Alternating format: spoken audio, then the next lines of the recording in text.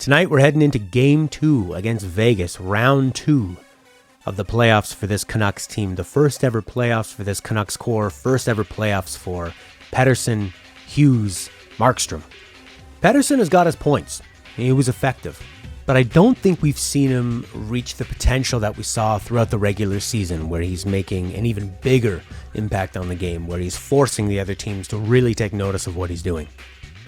And what I've seen him try to figure out in this playoffs is that you're obviously going to be checked a lot closer and you're going to be bumped a lot more. And Pettersson's not a huge guy, but there are ways around that. Now, if you look at what the Sedins did in their best years in the playoffs, they learned that you are going to get hit in the offensive zone.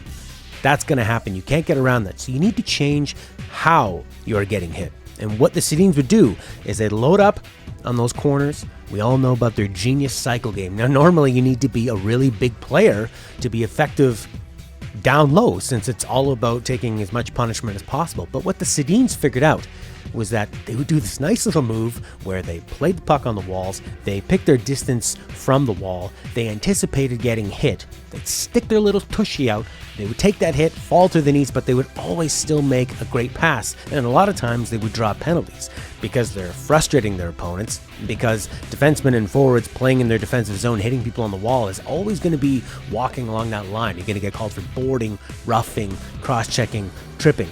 So the Sedins knew it was coming, and they learned how to use their body, low center of gravity, and basically you're playing a game against physics.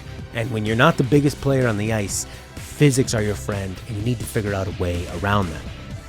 Against the Blues, Pettersson was checked a lot tighter, closer, and heavier. Against the Vegas Knights, I feel like they're giving him a lot more room, and it's going to give him more room to do some of those like pretty ticky-tacky, deaky, single effort performances that you are normally going to work in the regular season but aren't going to work in the playoffs. Vegas is giving him more room there, but he still needs to learn how to get through that tight checking. There was one play where I saw him take the puck over the blue line, and he made a play while sort of ping-ponging in between a few Vegas Knights players. So I think we do see that developing. Of course, you can never underestimate him, and I know he's got a game plan, and every single shift on that ice and every single second he's on the bench watching that game, he is learning how he can better elevate his game. But that's the one thing I'd like to see him take from the Sedins to ensure a better playoff performance and more playoff success for one of my favorite Canucks.